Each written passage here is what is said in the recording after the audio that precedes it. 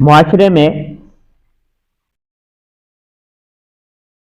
ایک ایسا گناہ بھی ہے جو ہمارے ہاں رواج پا گیا ہے، اور ہماری کوئی محفل، کوئی مجلس اس گناہ سے خالی نہیں جاتی، بلکہ اگر یہ کہا جائے کہ ہماری محفلوں کی رونق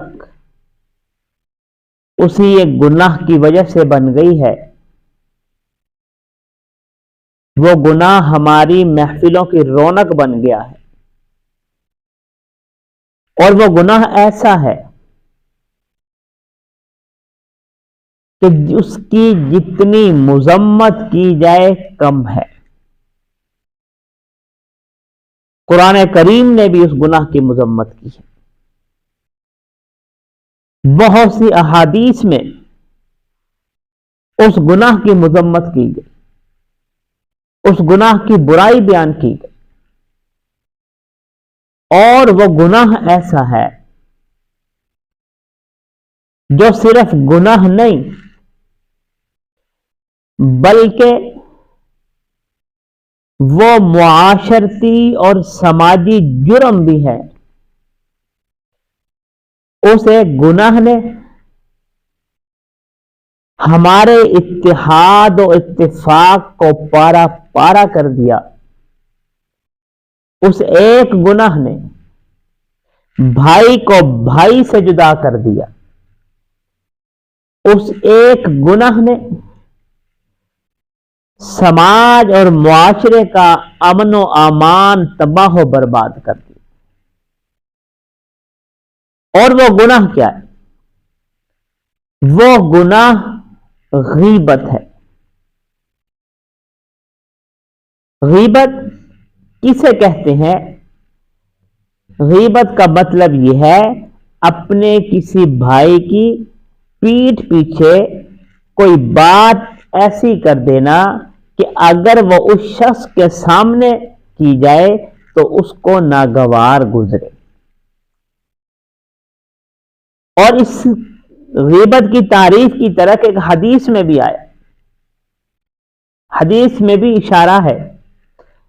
ابو ہریرہ رضی اللہ تعالیٰ عنہ سے روایت ہے، وہ فرماتے ہیں کہ رسول اللہ صلی اللہ علیہ وسلم نے ہم سے پوچھا کہ کیا تمہیں معلوم ہے کہ غیبت کیا ہے؟ تو ہم نے کہا کہ اللہ اور اس کے رسول بہتر جانتے ہیں۔ تو آپ صلی اللہ علیہ وسلم نے ارشاد فرمایا کہ غیبت یہ ہے کہ تم اپنے بھائی کی اس کے پیچھے کوئی ایسی بات کرو کہ اگر وہ سنے یا اس کے سامنے کی جائے تو وہ اس کو ناگوار کرے، یعنی اس کو ناپسند کرے۔ تو صحابہ نے عرض کیا یا رسول اللہ صلی اللہ علیہ وسلم، اگر وہ عیب، وہ برائی ہمارے بھائی کے اندر موجود ہو، کیا پھر بھی یہ غیبت ہے؟ تو آپ صلی اللہ علیہ وسلم نے ارشاد فرمایا جب ہی غیبت ہے، اگر وہ برائی، وہ عیب تمہارے بھائی کے اندر موجود نہیں تھا پھر بھی تم نے بات کر دی، پھر یہ غیبت سے بھی بڑا گناہ یعنی بہتان ہے۔ اور غیبت کے بارے میں جو وعیدیں آئی ہیں، قرآن کریم نے سورہ حجرات میں اس کا تذکرہ کیا ہے، وَلَا يَغْتَبْ بَعْضُكُمْ بَعْضًا أَيُحِبُّ أَحَدُكُمْ أَن يَأْكُلَ لَحْمَ أَخِيهِ مَيْتًا فَكَرِهْتُمْ۔ یہاں پر قرآن کریم منع کر رہا ہے کہ ایک دوسرے کی غیبت نہ کرو، پیٹھ پیچھے برائی نہ کرو۔ اور پھر قرآن کریم آگے کیا کہہ رہا ہے کہ غیبت کرنے والا ایسے ہے جیسے وہ اپنے مردہ بھائی کا گوشت کھا رہا ہے۔ آپ خود سوچئے کہ ہم میں سے کوئی یہ بات پسند کرتا ہے کہ ہم اپنے مردہ بھائی کا گوشت کھائیں؟ جب ہم ظاہری طور پر اس بات کو پسند نہیں کرتے تو پھر ہم غیبت کر کے اپنے مردہ بھائی کا گوشت کیوں کھاتے؟ پھر ہم اس غیبت کے ذریعے اپنی محفلوں کی رونق کو کیوں دوبالا کرتے؟ ہماری محفلوں کی رونق جمتی ہی نہیں اس وقت تک جب تک کسی کی برائی نہ کر لی جائے۔ نبی اکرم صلی اللہ علیہ وسلم کے دور میں دو عورتوں نے روزہ رکھا اور روزے کی وجہ سے ان کی حالت خراب ہو گئی، جان پر آ گئی ان کے۔ حضور اکرم صلی اللہ علیہ وسلم کو اطلاع دی گئی، آپ صلی اللہ علیہ وسلم تشریف لائے اور آپ کو بھی بذریعہ وحی اطلاع مل چکی تھی۔ آپ نے پیالہ منگوایا، برتن منگوایا اور ایک عورت کو اس میں کیا کرنے کا حکم فرمایا۔ جب اس عورت نے اس پیالے میں، اس برتن میں کیا کی تو اس میں خون کے لوتھڑے برآمد ہوئے۔ پھر دوسری کو کہا گیا، اس کے کیسے بھی خون کے لوتھڑے اور خون کے ذرات برآمد ہوئے۔